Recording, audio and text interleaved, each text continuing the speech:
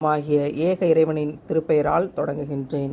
وَإِذْ فَرَقْنَا بِكُمُ الْبَحْرَ فَأَنْجَيْنَاكُمْ وَأَغْرَقْنَا آلَ فِرْعَوْنَ وَأَنْتُمْ تَنْظُرُونَ.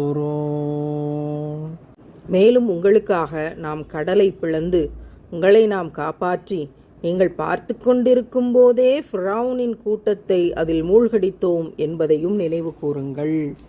இறைவன் ஃபிரௌனுடைய கொடுமைகளிலிருந்து இஸ்ரவேலர்களை காப்பாற்றிய அந்த அழகை இந்த வசனத்தில் குறிப்பிடுறான். எத்தனை எத்தனை எத்தனை நம்பிக்கையை இந்த வசனம் தருகிறது.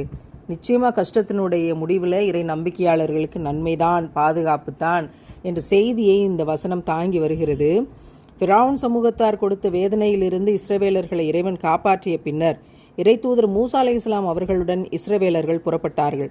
அப்போது அவர்களை தேடி ஃபிரௌன் தன் பரிவாரங்களுடன் வந்தான். உடனே கடலை பிளந்து எதிரிகளிடமிருந்து இஸ்ரவேலர்களை இறைவன் காப்பாற்றினான்.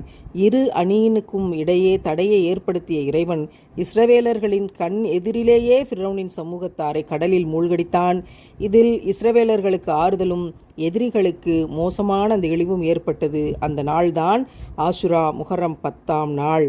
எதிரிகள் மூழ்கடிக்கப்பட்ட, விஷமிகள் மூழ்கடிக்கப்பட்ட, சூழ்ச்சியாளர்கள் மூழ்கடிக்கப்பட்ட அந்த நாள் ஆஷுரா, முஹர்ரம் 10ஆம் நாள்.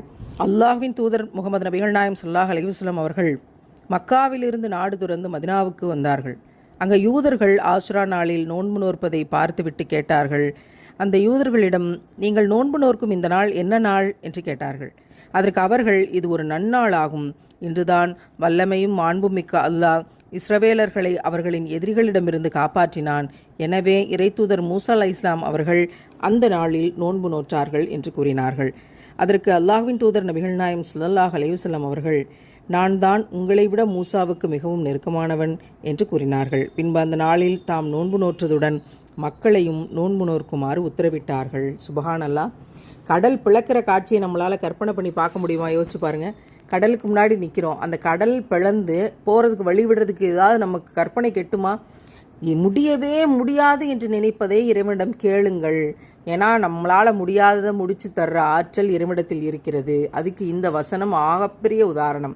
எவ்வளோ பெரிய கஷ்டம் நமக்கு முன்னாடி கடலாக விரிந்து நின்றாலும் கூட இந்த வசனத்தை நினைவு கூர்ந்து இறைவனுடைய கருணையை நினைக்கிற போது, வல்லமையை நினைக்கிற போது நமக்கும் இறைவன் கடலை திறந்து தருவான்.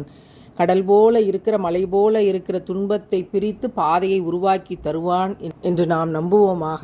இறைவன் அப்படியே ஆக்கி தருவானாக. ஆமீன்.